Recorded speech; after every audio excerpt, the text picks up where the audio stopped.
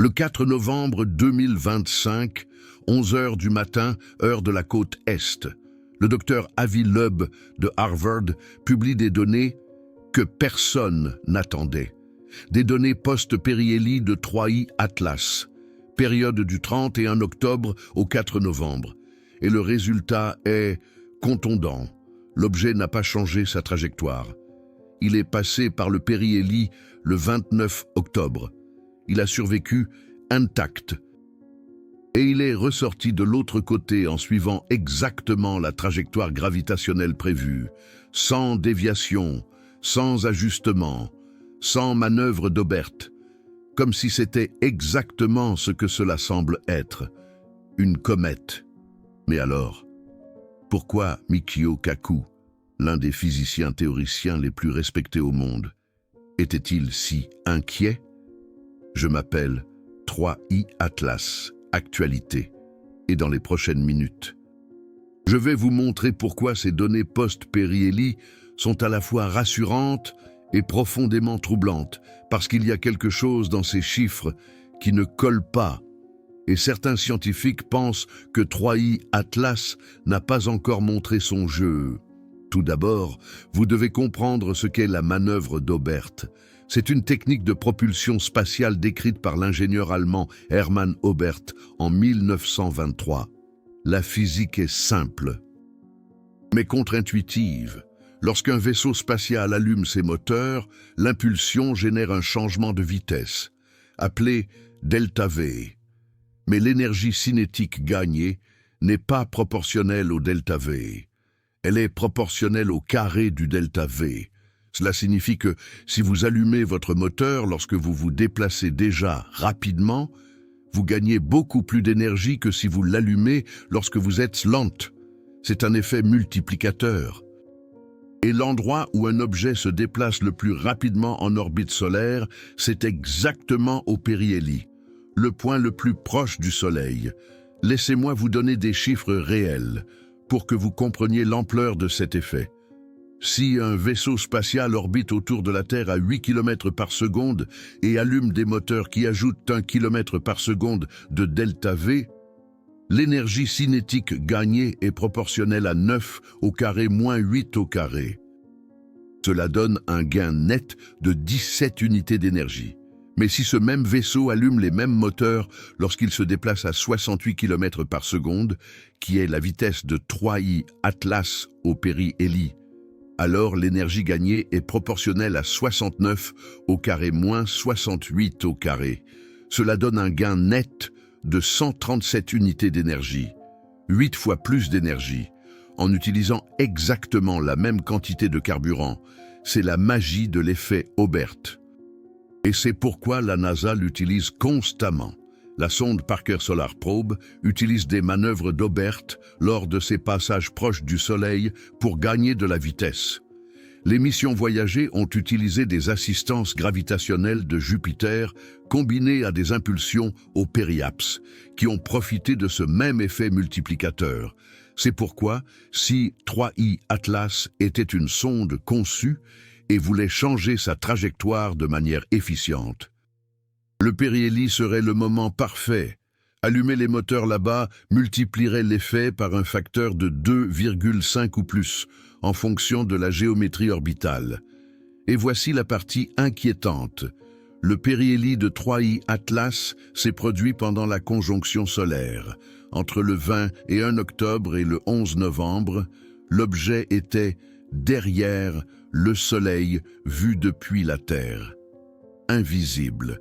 Michio Kaku a déclaré à Newsmax le 25 octobre « Si vous faites le tour du Soleil, vous récupéreriez de l'énergie supplémentaire dans le processus. » Et il a ajouté que « S'il y a plus d'énergie qui sort que d'énergie qui entre, cela signifie qu'il y a une impulsion d'énergie provenant du fait de faire le tour du Soleil, et cela nécessite de l'intelligence. » Avi Loeb a publié le 22 octobre sur Medium.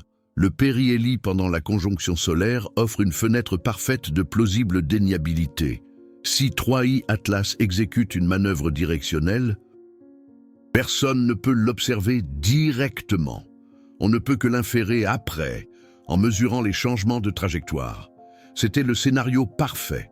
Si l'objet était artificiel et voulait changer de cap sans que personne ne le voie, c'était le moment. Alors, que montrent les données post-Perry-Ellie? Le 4 novembre, Avi Loeb a publié une analyse détaillée des observations du Minor Planet Center, période du 31 octobre au 4 novembre. Première mesure, après que 3I Atlas a réémergé de derrière le Soleil. Les mesures comprenaient 32 observations astrométriques de haute précision provenant de 6 observatoires indépendants.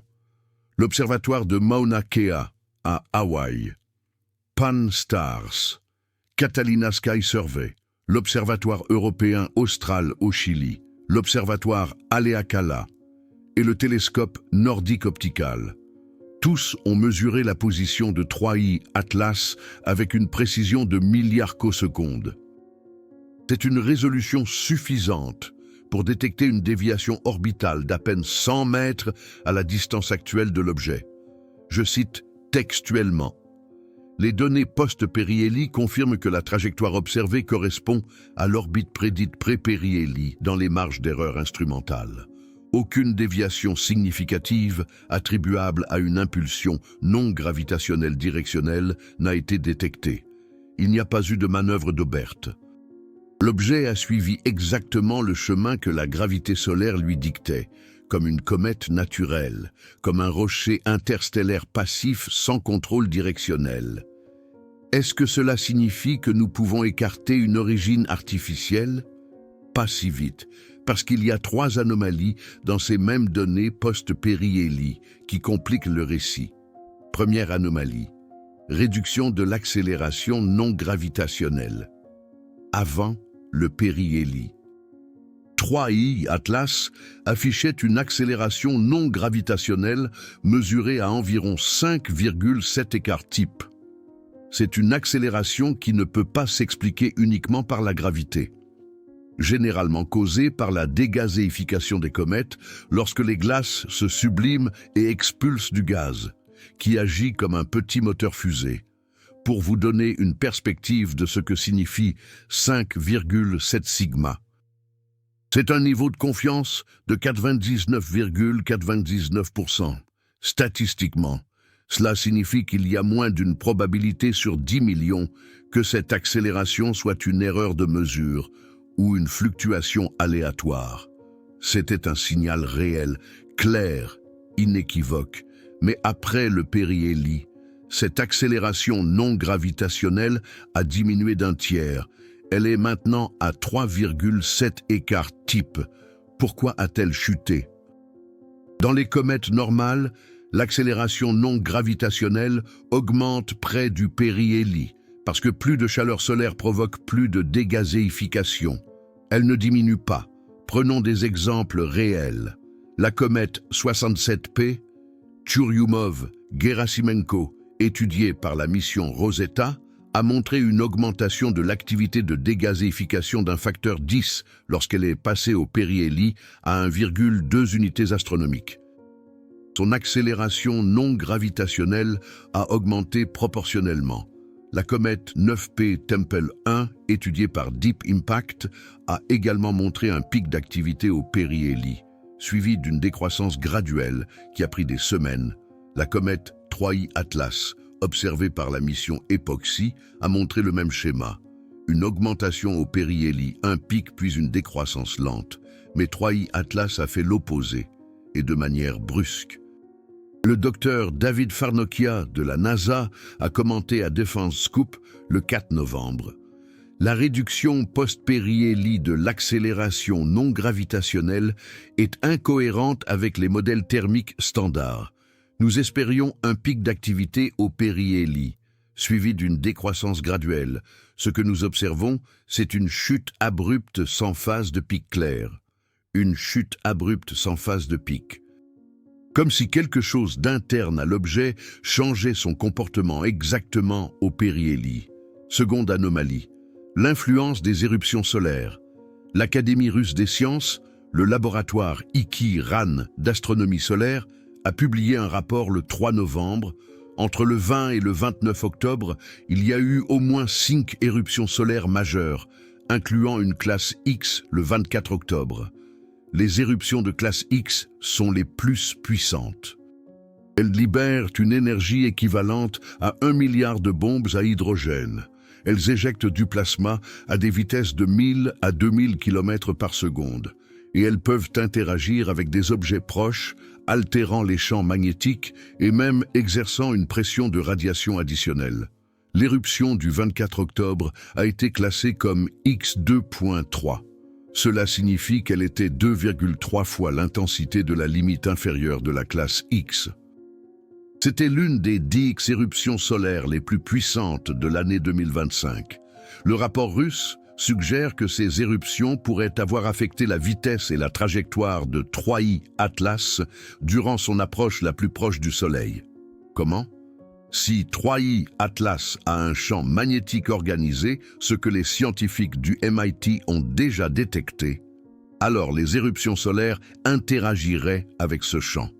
Le plasma éjecté pousserait contre le champ magnétique, créant une force nette. Et dépendant de l'orientation de l'objet, cela pourrait causer une accélération ou une décélération. C'est une façon naturelle d'altérer une trajectoire, sans moteur, sans technologie, seulement une interaction magnétique. Mais voilà le problème. Pour que les éruptions solaires causent un effet mesurable, l'objet a besoin d'un champ magnétique suffisamment fort. Et 3I Atlas a un champ magnétique dipolaire organisé avec une précision inférieure à 0,1 degré. C'est extraordinairement précis. Pour comparaison, le champ magnétique de la Terre a un axe dipolaire aligné à moins de 11 degrés de l'axe de rotation, et il varie avec le temps. Il y a une dérive de plusieurs degrés par siècle, mais 3I Atlas maintient un alignement de moins de 0,1 degré. C'est 100 fois plus précis que le champ terrestre. Les comètes normales n'ont pas de champs magnétiques organisés. Elles ont des champs chaotiques faibles, générés par le plasma dans la coma. Des champs qui fluctuent erratiquement, des champs sans structure dipolaire claire. Mais 3I Atlas a un champ structuré comme une planète, comme la Terre, comme un objet avec un noyau différencié et une dynamo active. Une coïncidence ou un plan? Troisième anomalie, une excentricité record absolue. Les données orbitales finales publiées par JPL le 3 novembre confirment une excentricité de 6143, plus ou moins 0,003. C'est un record absolu parmi les objets confirmés visitant le système solaire. Laissez-moi vous mettre ce nombre en contexte. L'excentricité orbitale mesure à quel point une orbite est allongée. Une excentricité de 0 est un cercle parfait. Une excentricité inférieure à 1 est une ellipse. Une excentricité exactement égale à 1 est une parabole. Une excentricité supérieure à 1 est une hyperbole. Les orbites hyperboliques sont des orbites ouvertes. L'objet entre dans le système solaire depuis l'espace interstellaire, fait le tour du Soleil une fois et repart pour toujours. Il ne revient pas. Umi ou Muamua avait une excentricité de 1,2. Cela signifie qu'il était légèrement hyperbolique. Vitesse à l'infini de 26 km par seconde. 2I Borisov avait une excentricité de 3,4, plus hyperbolique. Vitesse à l'infini de 32 km par seconde. 3I Atlas a une excentricité de 6143, extrêmement hyperbolique. Vitesse à l'infini de 58 km par seconde. C'est plus du double de la vitesse d'Oumuamua. C'est une vitesse hyperbolique extrême. Plus l'excentricité est grande, plus vite l'objet se déplace par rapport au Soleil, et plus il transporte d'énergie, et plus il est difficile de le capturer. Avec cette excentricité et cette vitesse, 3I Atlas va sortir du système solaire et ne jamais revenir. Il n'y a aucune façon que le Soleil le capture gravitationnellement. Il n'y a aucune façon qu'il décélère suffisamment pour rester piégé en orbite elliptique, à moins que quelque chose ne le décélère activement. Et voilà les chiffres critiques. Si 3i Atlas utilisait de la propulsion pour réduire sa vitesse de seulement 2 km par seconde, son excentricité chuterait de 6,1 à environ 3,8. Toujours hyperbolique, mais beaucoup plus lente. S'il réduit sa vitesse de 3 km par seconde, l'excentricité tombe à 1,9. Il sort toujours du système solaire, mais prend beaucoup plus de temps. S'il réduit sa vitesse de 4 km par seconde, l'excentricité tombe à 0,8. Cela le convertit en orbite elliptique. Il resterait piégé dans le système solaire permanentement. 4 km par seconde. C'est le delta V nécessaire pour passer d'une fuite interstellaire à une capture solaire. Michio Kaku a mentionné exactement cette possibilité dans son interview du 25 octobre.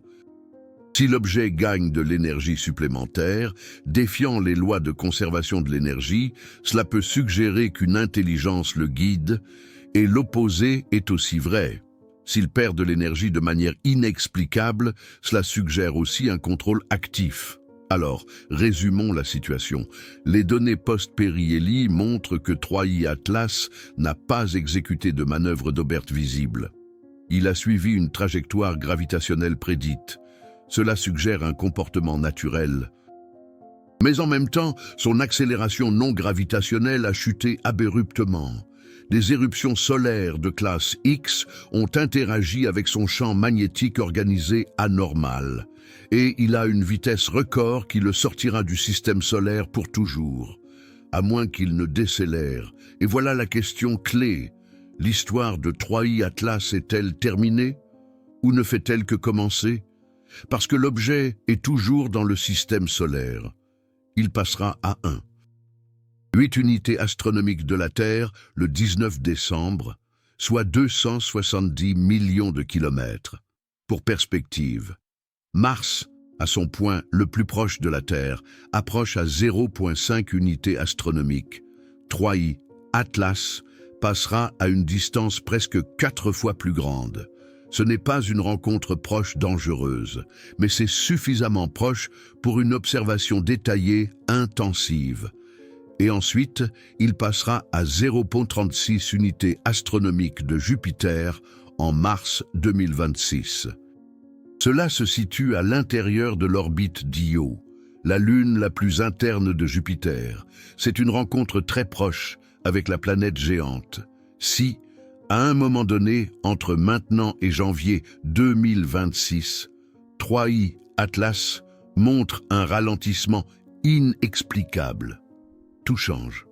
Un ralentissement de 2 km par seconde le maintiendrait hyperbolique, mais prolongerait son temps dans le système solaire. 3 km par seconde le placerait sur une orbite qui croise régulièrement celle de Jupiter. 4 km par seconde le piégerait sur une orbite elliptique permanente. Et avec une technologie suffisamment avancée, ces changements de vitesse sont triviaux. Une voile solaire de 100 mètres carrés agissant pendant 3 mois pourrait générer un delta V de plusieurs kilomètres par seconde. Un moteur ionique d'une puissance de 100 kW pourrait le faire en quelques semaines. Pour une civilisation capable de voyages interstellaires, freiner de 4 km par seconde est une manœuvre routinière, comparable à freiner une voiture à un feu rouge pour nous. Avi Loeb a écrit le 4 novembre. Les 2 prochains mois sont cruciaux. Si 3i Atlas maintient sa trajectoire hyperbolique et quitte le système solaire en janvier, nous pourrons conclure avec une grande confiance qu'il s'agit d'un objet naturel. Mais s'il montre la moindre déviation de son orbite prédite, spécialement un ralentissement, alors l'hypothèse d'un objet artificiel revient en force. 2 mois.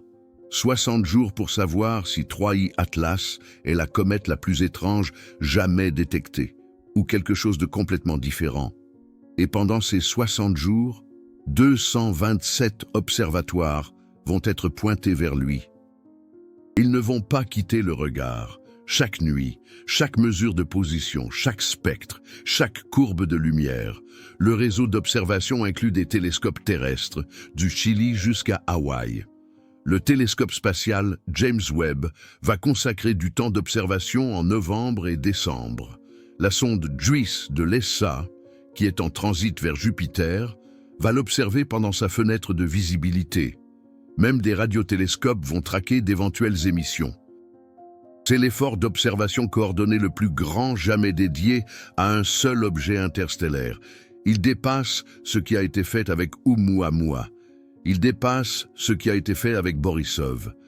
Parce que si 3I Atlas ralentit, même d'1 demi-kilomètre par seconde, cela sera détectable. La précision astrométrique actuelle permet de mesurer des changements orbitaux de 100 mètres en position. Cela se traduit par une sensibilité de détection de delta V d'environ 0,3 km par seconde. Si l'objet freine d'1 km par seconde, nous allons le voir, sans ambiguïté, sans doute. Et ce serait la preuve. Pas de spéculation, pas de théorie, une preuve mesurable, documentée, publiée, qu'un objet interstellaire a exécuté une manœuvre de propulsion contrôlée à l'intérieur de notre système solaire. Maintenant, je veux que vous compreniez quelque chose d'important concernant les scientifiques impliqués dans cette analyse. Michio Kaku n'est pas un sensationnaliste. Ce n'est pas un théoricien du complot. C'est le co-créateur de la théorie des cordes, professeur de physique théorique au City College de New York. Il a écrit 8 livres de vulgarisation scientifique traduits dans plus de 20 langues. Il a publié 70 articles académiques revus par des pairs. Kaku a travaillé sur la théorie des champs de jauge. Il a contribué au développement de la théorie des cordes hétérotiques. Ses calculs sur les fonctions de partition des cordes bosoniques sont cités dans des centaines de papers. Quand Michio Kaku dit publiquement que 3I Atlas pourrait être sous contrôle intelligent, il ne le dit pas parce qu'il veut des clics. Il n'a pas besoin de publicité. Il a une réputation établie. Il le dit parce que les données l'ont amené à considérer cette possibilité sérieusement et Avi Loeb n'est pas marginal non plus. Il est professeur Frank B. Baird Jr. de sciences à Harvard, directeur fondateur de l'Institut Black Hole Initiative de Harvard, président du conseil consultatif du projet Breakthrough Starshot financé par Yuri Milner. Loeb a publié plus de 900 articles scientifiques. Il est l'un des 100 astronomes les plus cités de tous les temps selon l'indice H. Il a été chercheur principal de multiples projets financés par la NASA, la NSF et des fondations privées. Quand Avi Loeb consacre des mois de son temps à analyser 3I Atlas et propose publiquement qu'il pourrait s'agir d'une sonde interstellaire, il ne le fait pas par publicité. Il le fait parce qu'il considère que c'est une hypothèse scientifiquement valable qui mérite une investigation rigoureuse. Ce ne sont pas des charlatans, ce sont des scientifiques de premier niveau mondial avec des références impeccables, considérant des possibilités qui, il y a 10 ans, auraient été ridiculisées. Pourquoi ? Parce que les objets interstellaires que nous détectons ne se comportent pas comme nous l'espérions. Oumuamua a accéléré sans queue visible. L'accélération était compatible avec une force non gravitationnelle. Mais il n'y avait pas de preuve de dégazage suffisant pour l'expliquer. Borisov avait une proportion de monoxyde de carbone à eau d'environ 1:1. Les comètes du système solaire ont une proportion de 0,01 à 0,1. Borisov avait 100 fois plus de monoxyde de carbone que les comètes normales. 3I Atlas est bleu, quand les comètes devraient être rouges. Il a une densité de 18 000 kg par mètre cubique. Et quand les comètes typiques ont des densités de 500 à 1000, il a un champ magnétique dipolaire organisé.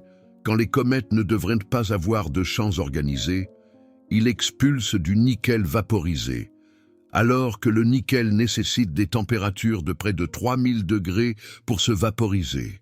Chaque nouvel objet interstellaire est plus étrange que le précédent. Et le schéma suggère que l'espace interstellaire n'est pas un vide ennuyeux rempli seulement de roches et de glace. Il contient des objets complexes avec des propriétés que nous ne comprenons pas complètement. Certains sont naturels, formés par des processus astrophysiques dans d'autres systèmes stellaires avec des compositions chimiques différentes. Certains, peut-être pas. Alors, qu'est-ce que 3I Atlas réellement? Si c'est une comète, c'est la plus anormale jamais étudiée, avec des propriétés qui défient les modèles dans au moins 8 catégories indépendantes: couleur, densité, composition, champ magnétique, trajectoire, accélération non gravitationnelle, comportement post-périhélie, interaction avec les éruptions solaires. Si c'est un astéroïde métallique interstellaire, cela n'explique pas tout non plus. Les astéroïdes métalliques n'émettent pas de lumière bleue. Les astéroïdes métalliques n'ont pas d'activité de dégazage. Ils ne montrent pas d'accélération non gravitationnelle qui se réduit ensuite abruptement. Si c'est un fragment de planète détruite d'un autre système stellaire, cela ne suffit toujours pas à expliquer l'alignement presque parfait avec notre plan écliptique. La probabilité statistique de cela est de 2%. Les fragments aléatoires devraient arriver de directions aléatoires. Cela n'explique pas non plus la réduction abrupta de l'accélération exactement au périhélie, ni le timing parfait de 5 éruptions solaires classe X durant son approche la plus proche. S'il s'agit d'un objet artificiel conçu, alors il n'a pas utilisé la manœuvre d'Aubert lors de son périhélie. Mais cela n'écarte pas la possibilité d'une technologie. Peut-être n'avait-il pas besoin de changer de cap à ce moment-là. Peut-être que sa mission actuelle est simplement d'observer le système solaire intérieur. Peut-être qu'il réserve sa propulsion pour une phase ultérieure, lorsqu'il sera plus loin et moins observable. Ou peut-être s'agit-il simplement d'une comète très rare, formée dans des conditions inhabituelles dans un autre système stellaire. Et toutes ces anomalies ne sont que des coïncidences statistiques improbables, mais pas impossibles. Le rasoir d'Occam dit que nous devons préférer l'explication la plus simple qui explique toutes les données. Mais quelle est l'explication la plus simple ici? Est-il plus simple de supposer qu'une comète interstellaire présente casuellement 8 anomalies majeures indépendantes, se produisant toutes sur le même objet par pure coïncidence? Ou est-il plus simple de considérer qu'il pourrait y avoir une cause commune sous-jacente qui explique toutes ces anomalies simultanément? Avi Loeb argumente qu'à un certain point, l'accumulation de coïncidences devient statistiquement moins probable que l'hypothèse d'une conception intentionnelle. Il calcule que la probabilité combinée de toutes les anomalies de 3I Atlas se produisant simultanément par hasard sur un objet naturel est inférieure à une chance sur 1 million. Mais la science exige des preuves directes. Et jusqu'à présent, il n'y a aucune preuve définitive de technologie, seulement des anomalies. Et les anomalies ne sont pas une preuve d'artifice. Ce sont des signes que nous ne comprenons pas complètement ce que nous observons. Alors, attendons. 60 jours. Si le 19 décembre, 3I Atlas passe à 1,8 unités astronomiques de la Terre et suit exactement l'orbite prédite sans déviation mesurable, nous pouvons respirer tranquillement. C'est un objet naturel, une comète rare, très rare. La plus rare jamais détectée, mais une comète. Si en janvier 2026, elle croise l'orbite de Mars à 4,5 unités astronomiques du Soleil en direction de l'espace interstellaire, sans montrer de décélération anormale, alors nous pouvons classer l'affaire en toute confiance. Objet naturel confirmé. Mais si à un moment donné entre maintenant et ce moment-là, 3I Atlas montre une décélération inexplicable, qui ne peut être attribuée à la dégazéification, ou à la pression de radiation, ou à l'interaction magnétique avec le vent solaire. Tout le débat est rouvert, et cette fois avec des données qui ne peuvent être ignorées.